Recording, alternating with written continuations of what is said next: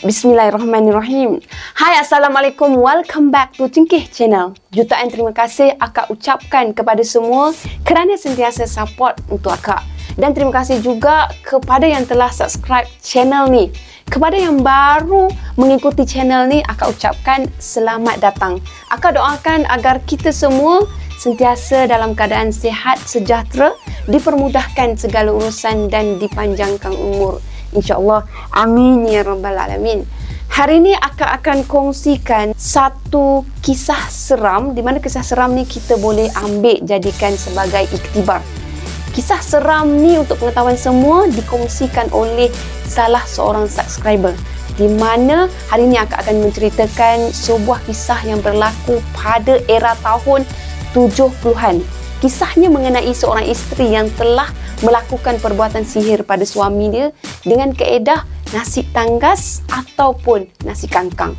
Kisah ni bertajuk Sumpah Nasi Kangkang. Apa sebenarnya yang berlaku dalam kisah ni? Jom bersama dengan akak. Bismillahirrahmanirrahim. Qul a'udhu birabbin nas, malikin nas, ilahin nas, min syarril waswasil khannas, الذي يوسوس في صدور الناس من الجنة والناس.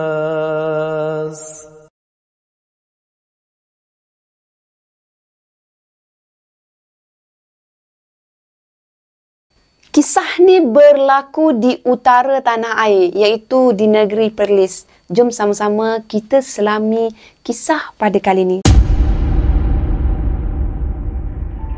Di satu pagi yang cerah dan damai, kelihatan seorang petani yang dikenali sebagai Usop sedang melakukan kerja-kerja menanam padi di petak sawah padi milik dia sendiri. Sawahnya tu terbentang luas dari gigi jalan sampailah nun jauh ke kaki bukit. Pemandangan sawah yang sangat luas miliknya tu berkeluasan kira-kira 20 relong.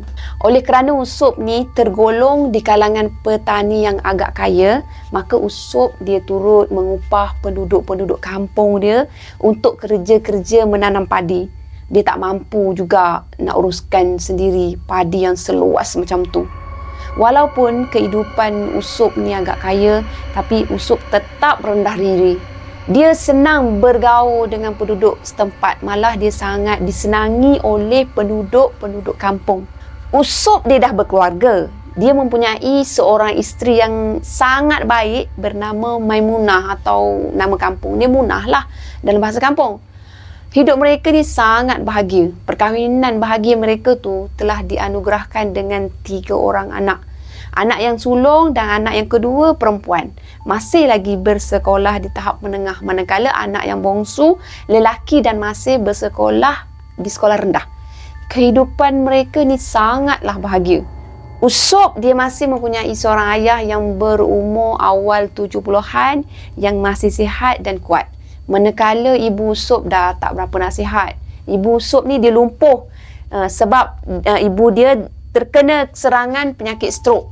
Sebagai anak sulung yang menggantikan arwah abang dia yang meninggal dunia sejak kecil, jadi Usop lah yang menanggung kehidupan mak dan ayah dia. Segala keperluan hidup mereka disediakan oleh Usop dengan hati yang ikhlas sangat. Dek kerana kebaikan dia yang macam tu, Usop sangat disayangi oleh mak dan ayah dia.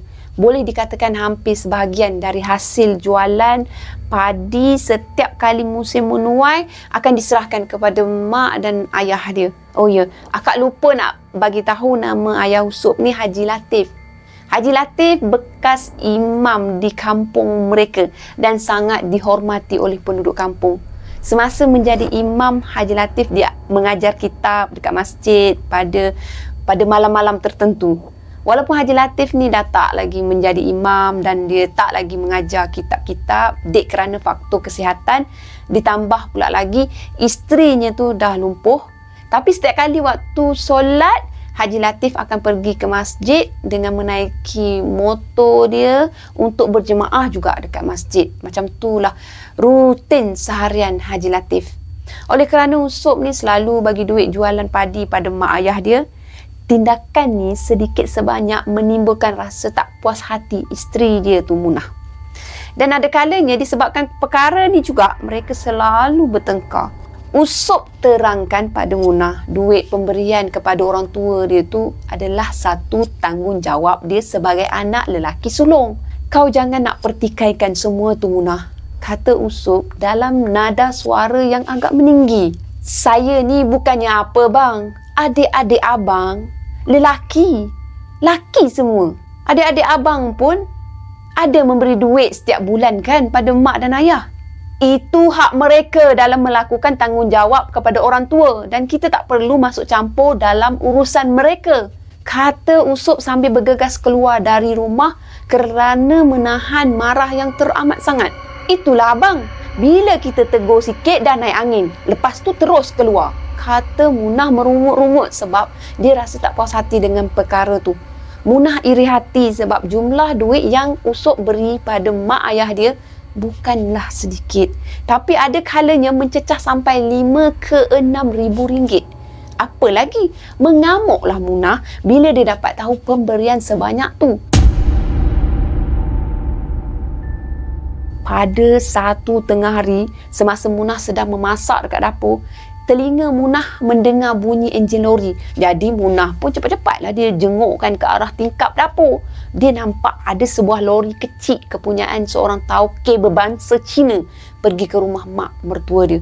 Jarak dekat je korang, rumah dia dengan mak mertua dia tu dalam 100 meter macam tu lah. Jaraknya tu kalau dikira dari rumah dia. Antara rumah Munah dengan rumah mak mertua dia ni cuma dipisahkan dengan rimbunan pokok-pokok mempelam dan pokok rambutan je. Munah dia berlari ke pintu. Dia nak tengok, nak ketahui juga dengan lebih lanjut.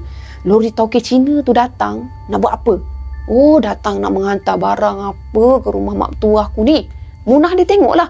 Masa tu Ahseng turun dari lori dan Ahseng dia angkat barang-barang dapur rupanya. Macam beras, gula, minyak masak yang ada dalam tin. Zaman-zaman dulu orang kaya kan selalu beli minyak masak yang dalam tin yang bersaiz 2 kaki panjang dan 1 kaki lebar. Selalunya kalau biskut ke minyak ke memang tersedia dalam tin, maklumlah tahun 70-an. Bila Munah ni dia terpandang keadaan tu, hati Munah jadi naik marah, mendidih. Dia pun berkatalah, tak cukup dengan beri duit jualan padi, suami aku Usop belikan barangan dapur pula untuk mak ayah dia. Ini tak boleh jadi ni. Amboi, memang tak boleh jadi ni.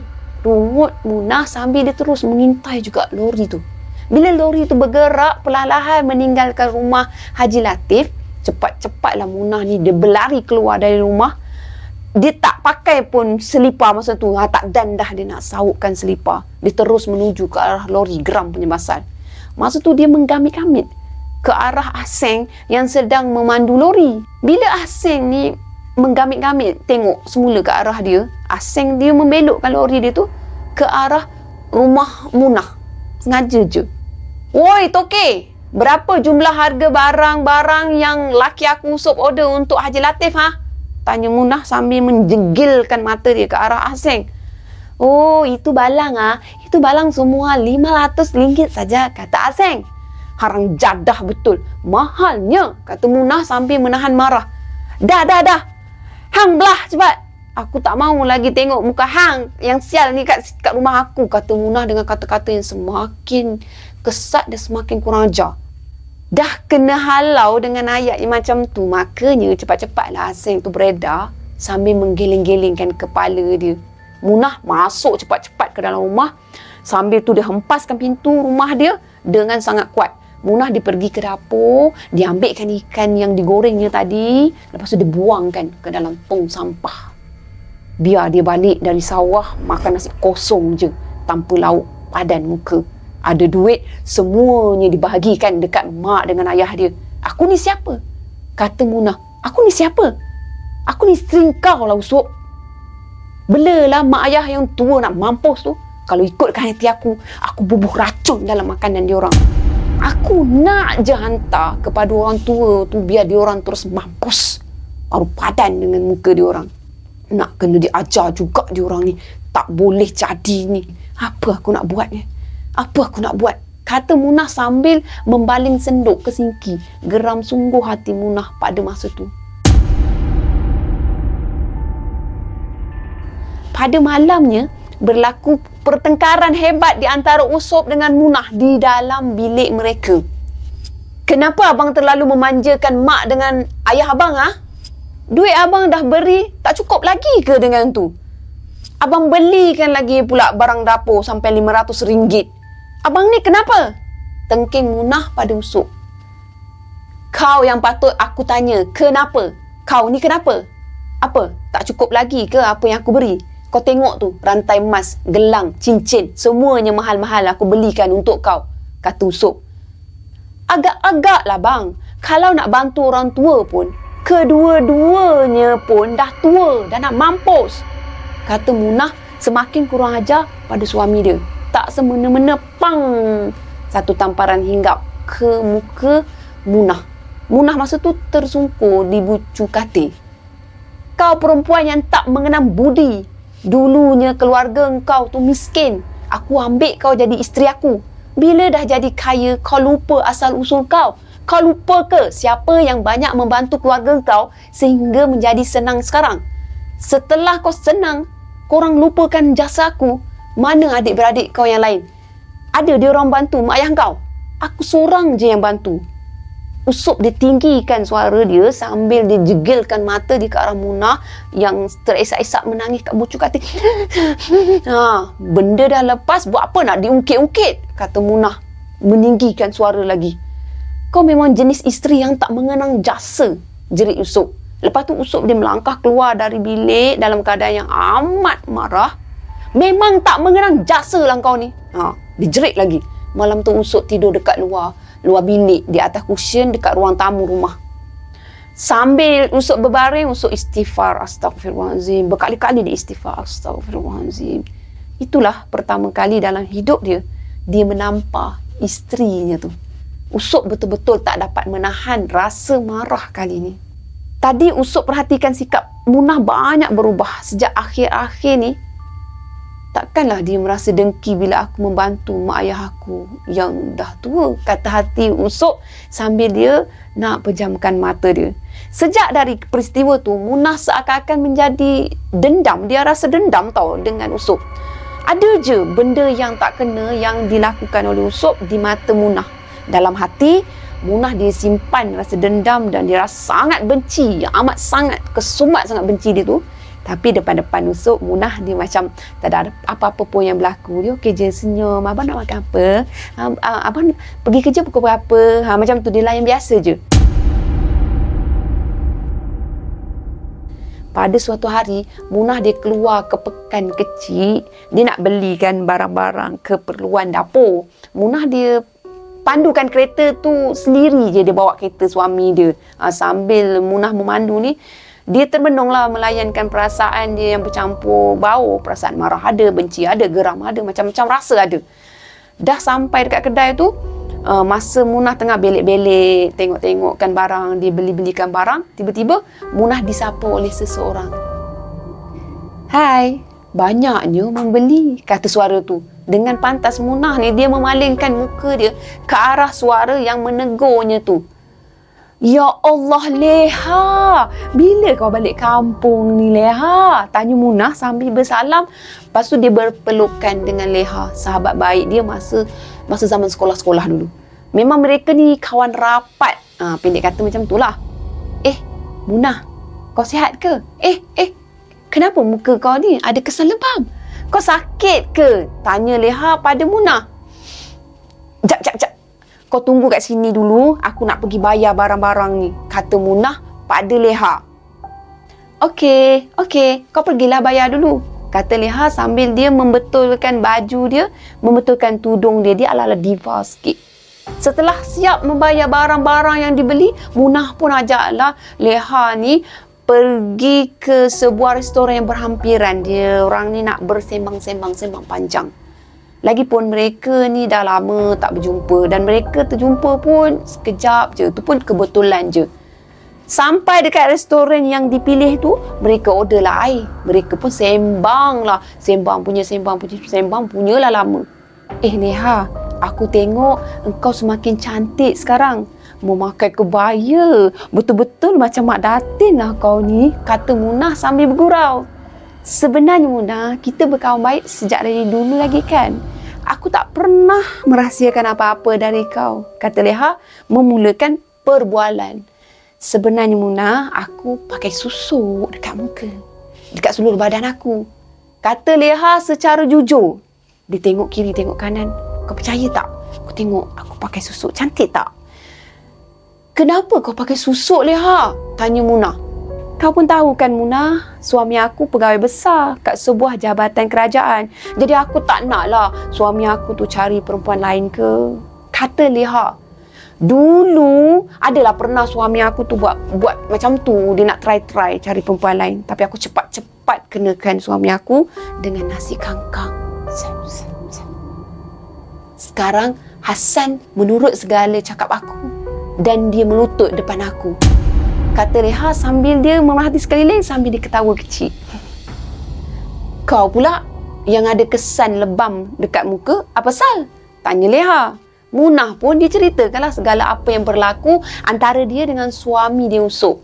Dan kesan lebam tu adalah tamparan yang dia terima sewaktu bertengkar dengan Usop pada malam baru-baru ni. Kata Munah jujur dia bercerita dengan sahabat dia tu. Aku kasihanlah melihat kau diperlakukan macam ni Munah, kata Leha. Okey macam ni, minggu depan aku tunggu kau kat tempat ni. Jom, ikut aku pergi ke rumah bomoh yang boleh bantu kau. Dia boleh tolong kau dalam menghadapi masalah macam ni. Aku yakin dan aku percaya lepas kau jumpa bomoh tu, Usop akan tunduk pada kau dan akan mengikut segala telunjuk kau.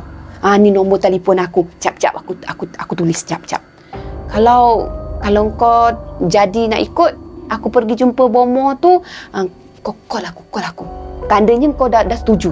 Tak apalah, ambil masa je untuk kau berfikir. Tak kisahlah sama ada jadi ke tak ke, aku tak kisah. Kalau kau berubah fikiran seperti macam tak jadi pergi pun, kau call lah aku bagi tahu. Kau maklumlah dekat aku Munah, kata Leha. Lepas tu selesai minum, mereka pun bersalaman dan masing-masing bergerak ke rumah masing-masing. Sepanjang perjalanan, Munah dia asyik terfikir. Dia terfikirkan ajakan dari Leha tadi. Dan bila dia sampai kat rumah, dia pun asyik terfikir jadi ketak. Sampai akhirnya Munah tak memasak makan tengah hari untuk Usop. Okey. Tersilap akak. Munah dia terlelap di kusyen dan dia terjaga bila dia terdengar bunyi enjin kereta suami dia tu dah balik ke rumah. Abang lapar lah Munah. Kau masak apa hari ni? Tanya Usop. Munah tak masak lah abang sebab Munah terlelap tadi. Tanpa banyak soal, Usop dia pun keluar dari rumah. Dia menuju ke kereta dengan muka yang masam. Usop masuk ke dalam kereta dan beredar dari perkarangan rumah dia tu. Munah dia tak tahu Usop tu pergi ke mana. Pergi ke warung agaknya tu, kata Munah sambil Munah baring semula di kusyen dan Munah terlena. Pada malamnya, sekali lagi Usop dengan Munah ni bertekak. Mujurlah Usop ni tak adalah menampar Munah lagi sekali, tapi sekadar menengking. Dan akhirnya Usop keluar dari dalam bilik dan tidur di atas kusyen dekat luar. Sambil Munah berbaring, Munah terfikir. Dia terfikirlah kata-kata dari Leha. Leha tu kan ajak dia pergi jumpa dengan bomoh. Dia naklah pergi jumpa bomoh. Aku dah pening lah nak hadap dengan Usop ni. Aku dah sakit sangat hati ni. Bila dah fikir macam-macam fikir datang, akhirnya Munah dia buat keputusan untuk bersetuju dengan ajakan Leha. Siaplah kau kali ni Usop. Kau akan sujud di kaki aku dan akan menurut setiap arahan aku, kata Munah dalam hati sambil dia tersenyum. Munah direbahkan badan dia. Lepas tu dia pun terlelap dalam keadaan rasa puas hati lah kan. Pada pagi esoknya, Munah dia terus telefonkan si Leha Lepas tu Munah bagi tahulah dia setuju nak ikut Leha tu pergi jumpa bomoh yang diceritakan oleh Leha tu. Benda apa yang perlu aku bawa? Tanya Munah pada Leha. Okey, jap lagi aku call kau balik. Aku telefon dulu dengan bomoh tua tu. Aku tanyakan apa barang yang perlu aku bawa, kata Leha. Okey, nanti apa-apa kau telefon aku balik, kata Munah. Kau tak perlu risaulah Munah, sebab masih ada banyak lagi hari untuk kita pergi dan sempatlah kau sediakan barang-barang yang dipesan oleh bomoh tu, jawab Leha di hujung talian. Okey Leha, kalau ada apa-apa nanti aku akan call kau semula, kata Munah. Okey, kata Leha sambil dia ketawa. Setelah sampai pada hari yang dijanjikan, Munah dia pergi ke pekan kecil tu semula dan dia menunggu Leha kat situ. Segala kelengkapan yang diminta oleh bomoh tu seperti cebisan kuku jari tangan dan kuku jari kaki, sedikit air kencing dan darah haid Munah, kesemua barang-barang tu disimpan dalam beg tangan Munah. Setelah Leha tu sampai, maka mereka berdua pun bertolaklah pergi ke rumah bomoh wanita tua yang terletak hampir 10 kilometer dari situ, dari tempat dijumpa tu. Setengah jam kemudiannya mereka pun sampailah ke rumah bomoh wanita tu setelah mereka melalui jalan-jalan kampung yang terletak tak jauh dari sempadan Thailand. Setelah sampai, Leha dia bagi salam. Salam tak dijawab, tapi pintu dah dibuka dari dalam. Maka terlihat jelas muka bomoh perempuan tu yang agak keruh, bengis dan mempunyai satu renungan mata yang tajam dan menakutkan. Masuk, kata wanita tua tu sepatah je tanpa senyum. Maka Leha dan Munah pun masuklah ke dalam rumah bomoh yang agak menyeramkan tu. Ada bawa barang yang aku pesan, kata bomoh tu. Ya, ada, kata Munah. Sedikit gementarlah, tergagap-gagap juga. Lepas tu dia serahkanlah plastik yang dah berisi kuku, air kencing, darah haid dia pada bomoh tu. Lepas tu plastik tu dibawa masuk ke dalam bilik bomoh tu. Kau ikut aku masuk ke dalam bilik, kata bomoh tu pada Munah. Dan kau tunggu je kat luar, kata dia pada Leha. Bila Munah melangkah masuk ke dalam satu bilik yang agak kecil, dalam tu agak gelap dan suram. Ada patung dan ada tempat untuk acara pemujaan yang dipenuhi dengan lilin-lilin yang berwarna putih. Dan ada juga lilin berwarna merah yang telah pun digunakan. Setelah tu perempuan tua tu pun meletakkan barang-barang tadi di dalam mangkuk kecil berwarna merah. Lepas tu dia mulakan melakukan upacara pemujaan. Setelah selesai proses tu, perempuan tu melibas-libas badan Munah dengan kain berwarna kuning sambil membaca mentera-mentera pemujaan. Selepas tu, Munah disuruh minum segelas air yang dah siap dipuja, yang diambil bersebelahan dengan patung tu. Selesai pula, mereka pun keluar dari bilik dan Munah diterangkan cara-cara untuk melakukan nasi tangas. Dan kau baca mentera ni sewaktu bertangas di atas periuk nasi, kata perempuan tua tu sambil mengulurkan secebis kertas. Kuku ni nanti kau balik ke rumah, kau tumbuk sehingga hancur dan masukkan ke dalam bekas gula. Ingat, darah dengan air kencing kau tu masukkan ke dalam gulai.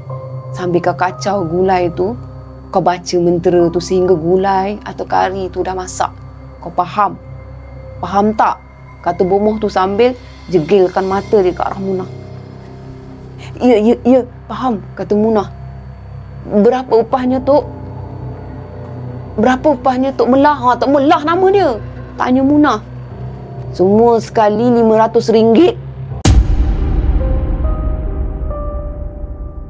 Setelah tu mereka pun bergegaslah balik. Setelah Munah sampai ke rumah, dia tengok situasi masih awal lagi. Anak-anak Munah semua pergi ke sekolah dan sebelum Usop keluar pagi tadi, Usop ada bagi tahu dekat Munah.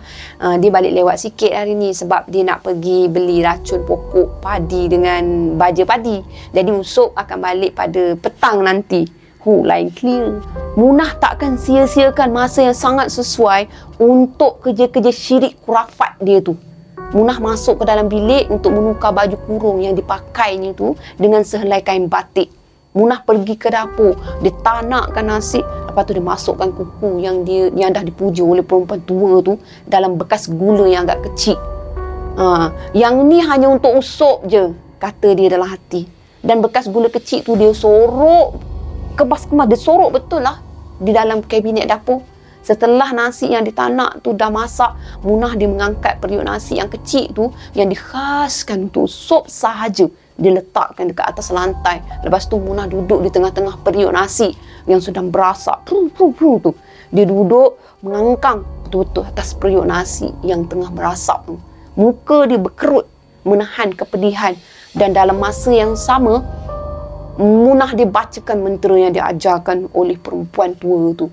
Bahang panas yang terkena pada bahagian alat sulit Munah ni mengeluarkan air seakan-akan peluh dan menitik-nitik masuk ke dalam periuk nasi tu. Setelah siap melakukan tu, Munah dia memasak gulai, dia masak kari, lepas tu dia masukkan air kencing serta darah haid dia ke dalam gulai.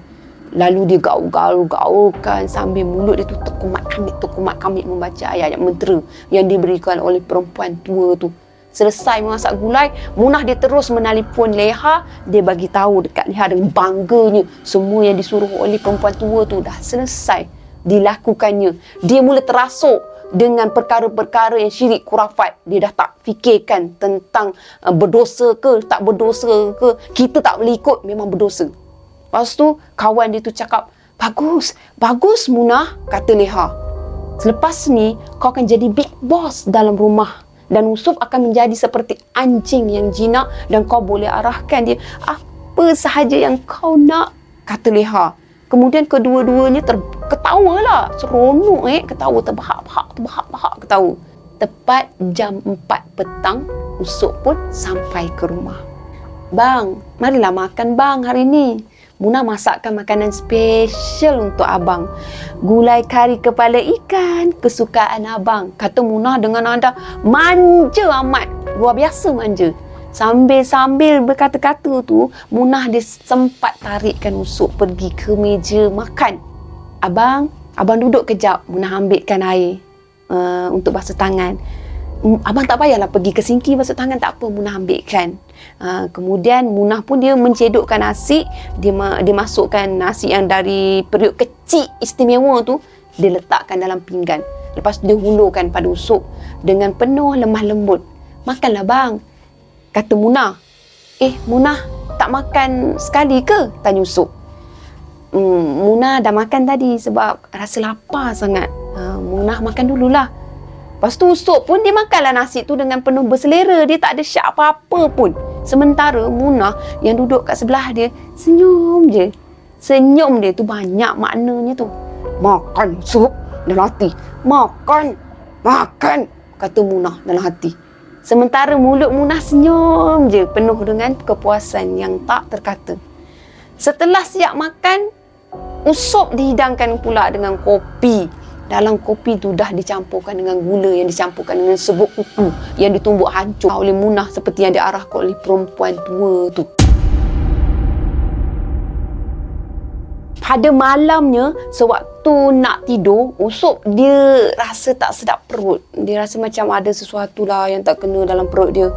Aku ni tersalah makan ke agaknya, kata Usop sambil dia sapukan minyak angin dekat perut dia. Sewaktu dia sedang tidur, Usop dia bermimpi.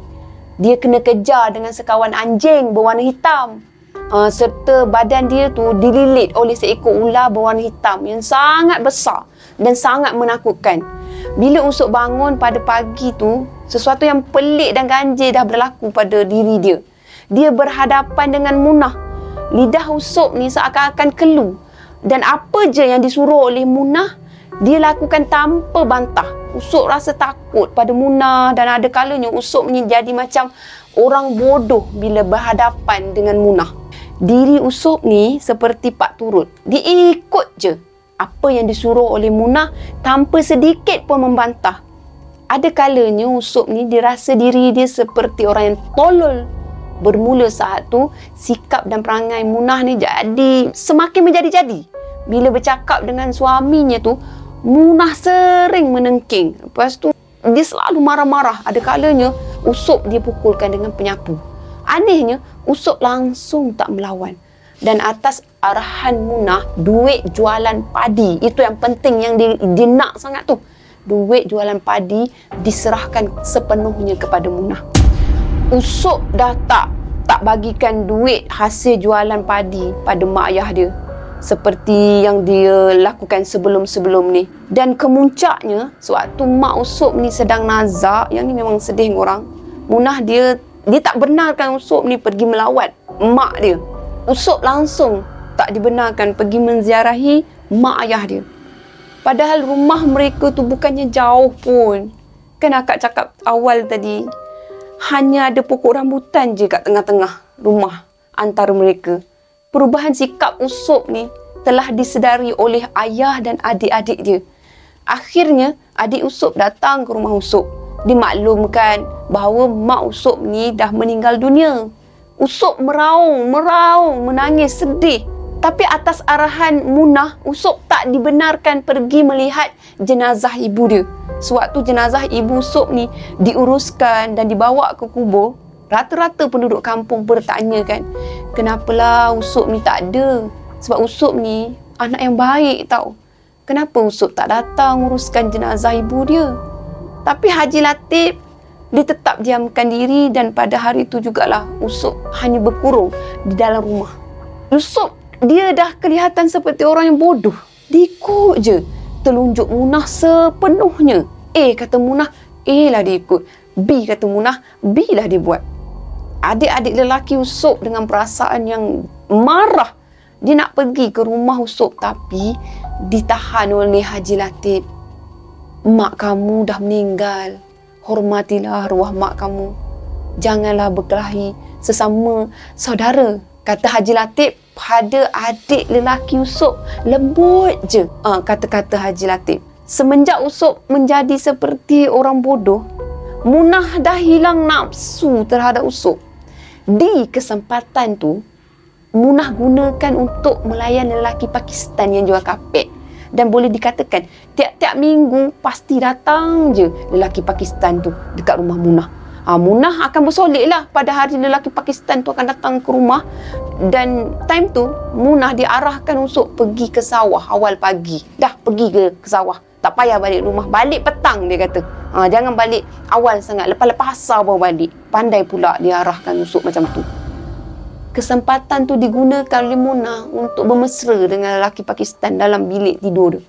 Dan perkara-perkara ni berlaku hampir 2 tahun.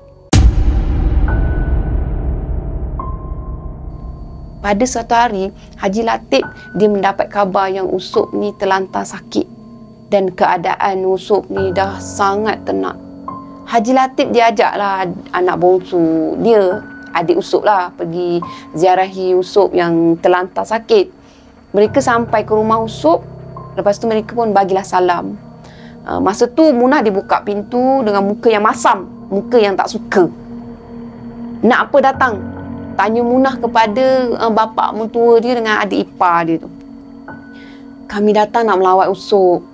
Kabarnya Usop sakit, kata Haji Latif. Haji Latif ni orangnya lembut, bukannya lembut yang macam mana, orangnya bersederhana je bercakap, tak ada nak marah-marah.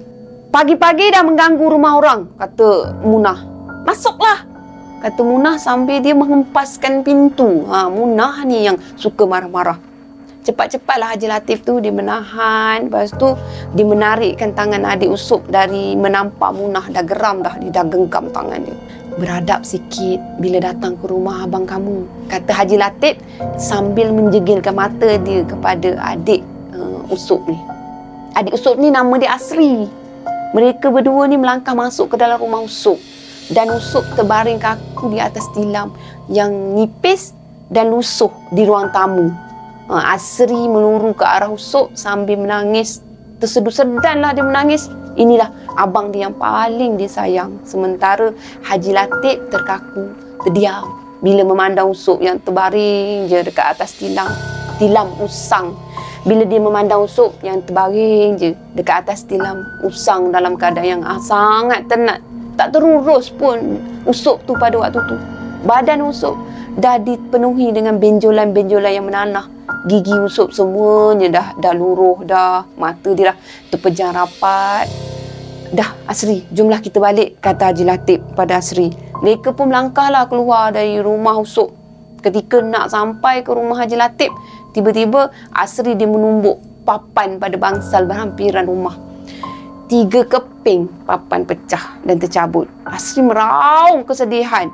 Haji Latif dia cuba tenangkan anak dia tu. Istighfar banyak-banyak Asri, istighfar. Dan ingatlah pada Allah banyak-banyak. Redolah dengan apa yang telah terjadi. Kata Haji Latif pelan je. Kemudian Haji Latif melangkah masuk ke dalam rumah dia. Atas satu inisiatif, Asri dia ajak ayah dia tu pergi ke Kanga jumpa dengan Haji Saad. Haji Saad tu sahabat baik ayah dia. Haji Saad ni memang terkenal sebagai seorang perawat perubatan Islam. Bila Haji Latif ni sampai dekat rumah Haji Saad, sahabat baik dia tu, mereka bersalaman dan berpelukan, bertanya khabar lah antara satu sama lain. Apa khabar kau Latif? Tanya Haji Saad. Khabar baik, kata Haji Latif. Ada hajat apa datang jumpa aku? Tanya Haji Saad. Haji Latif diceritakanlah perihal anaknya tu Usop kepada Haji Saad. Baiklah, kalau macam tu, insyaAllah lusa aku akan datang ke rumah kau dan kita sama-sama pergi ziarah Usop. Terima kasih sahabat, kata Haji Latif. Sebelum dia minta diri untuk balik. Tiba pada hari yang dijanjikan, Haji Saad ni dia bersama dengan seorang pembantu dia bertolak pergi ke rumah Haji Latif yang berada dekat Arau. Setibanya dekat rumah Haji Latif, mereka semua berjalan menuju ke rumah Usop. Mereka bagi salam. Tak lama lepas tu, pintu dibuka oleh Munah. Sama juga, dihempas pintu. Ada apa lagi? Tanya Munah dengan kasar. Ni sahabat ayah datang nak ziarah Usop. Kecil besar je dia tengok. Masuklah, kata Munah dengan nada yang angkuh. Mereka pun masuklah ke dalam rumah dan terus menuju ke arah Usop. Terbaring dalam keadaan yang kaku, tak bergerak. Haji Saad dia bacakan ayat-ayat suci Al-Quran dan mula menyentuh Usop. Dia dah parah, terlalu banyak sangat ni makan benda-benda kotor, kata Haji Saad sambil dia menjeling ke arah Munah. Munah yang ada tak jauh dari situ pura-pura macam tak dengar je apa yang dikatakan oleh Haji Saad. Menyebuk je lah orang tua ni, kata Munah perlahan sambil dia buat mimik muka.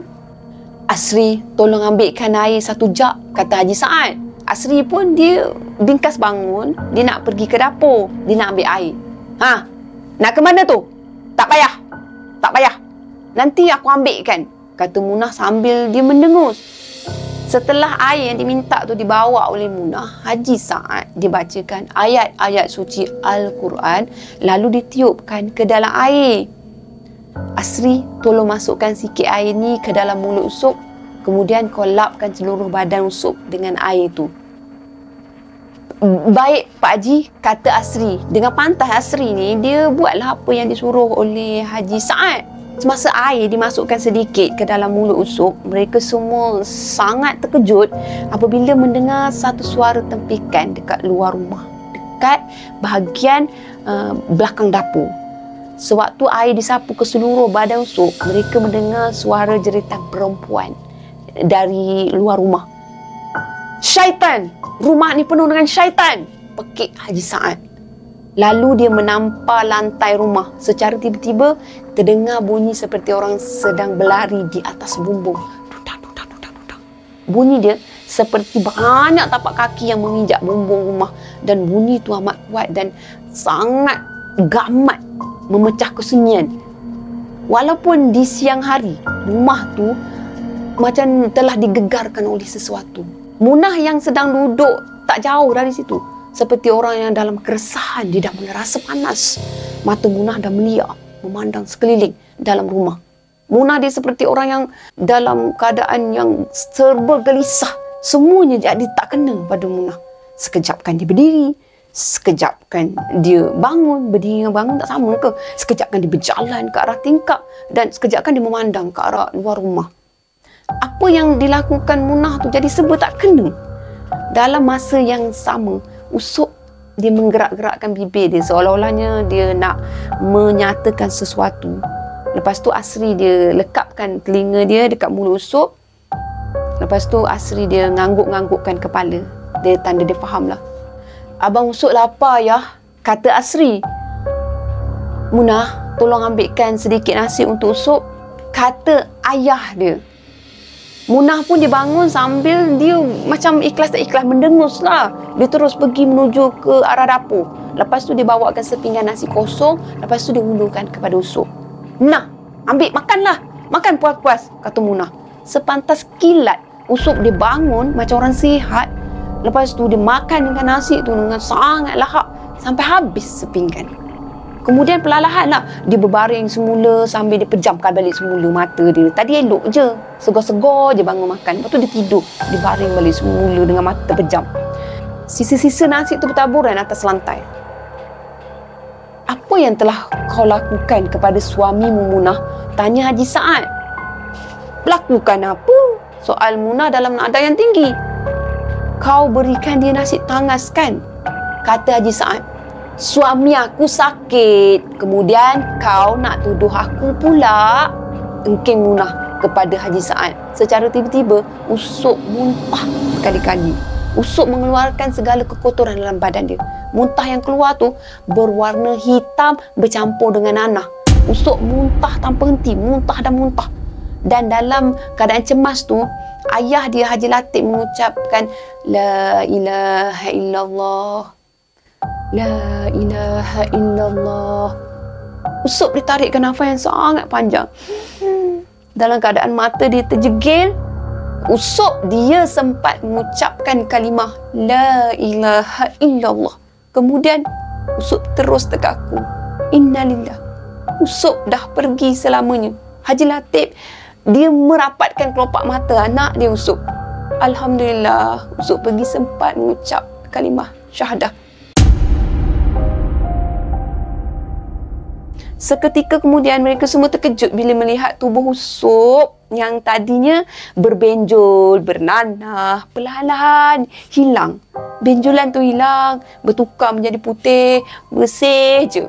Bukan tu je, mereka amat terperanjat bila melihat Usop yang tadinya kusam, nampak kotor, tak terurus, perlahan-lahan bertukar jadi putih, bersih, seakan-akan bercahaya.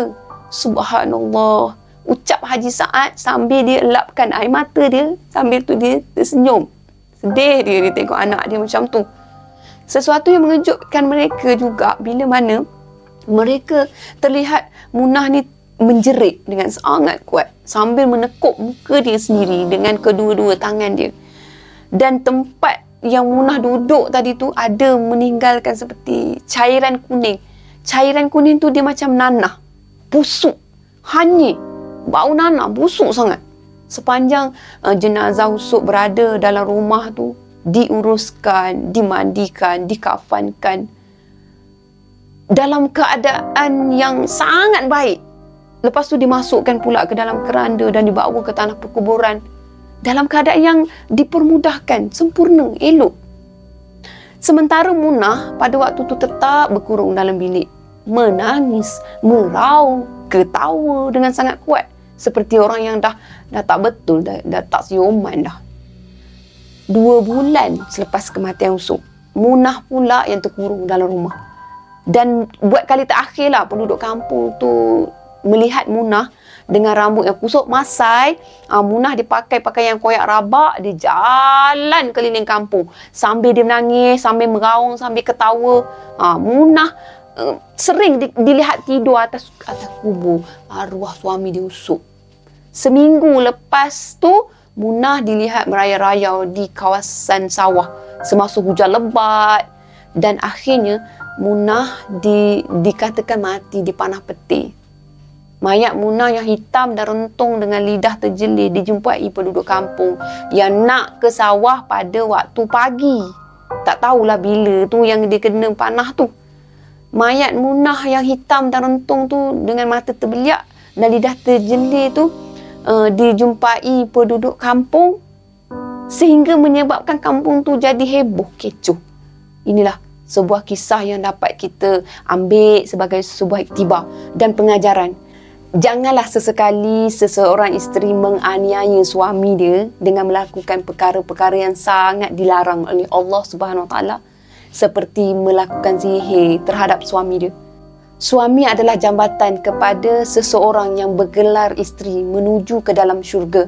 Dan jangan lupa, kisah ni masih mempunyai sambungannya di bahagian kedua. Akak masih lagi menanti untuk sambungannya. Bila akak dapat, akak akan storykan balik untuk kisah yang kedua. Untuk pengetahuan korang, segala nama yang akak sebutkan dalam kisah ni bukan nama sebenar tau. Nama-nama tu tidak didedahkan untuk menutup aib mereka-mereka yang melaluinya.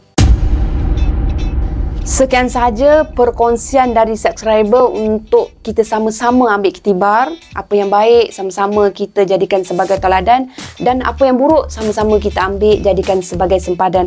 Akak tegaskan dekat sini, perkara yang tak elok kita jangan ikut, kita buang tepi. Akak ucapkan jutaan terima kasih kepada subscriber yang kongsi story ni, dan kepada korang semua yang dengar dari awal sampai akhir. Terima kasih korang kerana sentiasa follow, share dan like untuk Cengkih Channel. Bye. Assalamualaikum. Bye. Jangan lupa untuk subscribe, share dan follow. Bye.